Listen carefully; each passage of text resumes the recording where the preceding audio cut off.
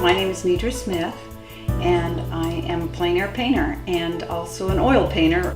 I'm a member of the AIS, and I've been in some of their vetted large national shows, and that's, I'm very pleased to be involved with them.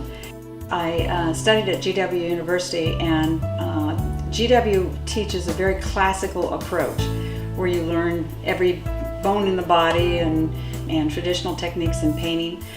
You study the old masters, but for years I did not pursue painting.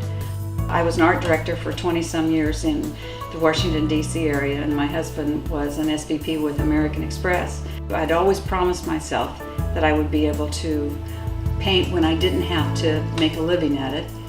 I've only started pursuing it now it's been about 13 years, and it's been a dream for me. This studio has added to that dream because it just embraces you. It's such a peaceful place to paint. I'm also a plein air painter, which fits in perfectly with Rappahannock because you just go outside and down the road a little bit, or just go outside and turn around any direction, and there's a painting to be done. To give you an idea of what plein air painting is and what it does for you and what it does for your studio paintings, is you go outside and you start to learn more about light and depth.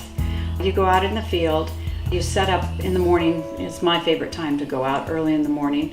You become so immersed into the area and where you're painting that literally I've had bobcats pop out of the woods in front of me. You just become part of the mix with nature.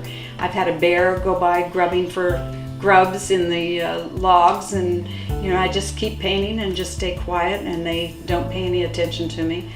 But you learn how to bring depth and understand light to your studio painting. So when you come in and start painting in the studio, you can take a photograph, which is one or at best two-dimensional, and start to add the third dimension and add the depth to it. And aside from plein air painting just being wonderful, being out in nature, it's what it brings to your studio paintings and your understanding of light that it's vital.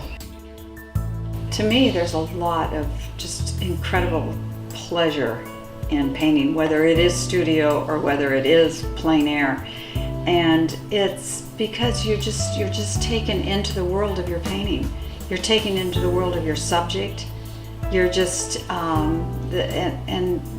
it's a very nice place to be. And then, hopefully at the end, the painting, if it turns out decent, it's like a Christmas present. It's like, it's like, wow, and sometimes they just paint themselves, the paintings do, and you just kind of go along with it as long as you, keep your color notes and your values correct and your shapes correct.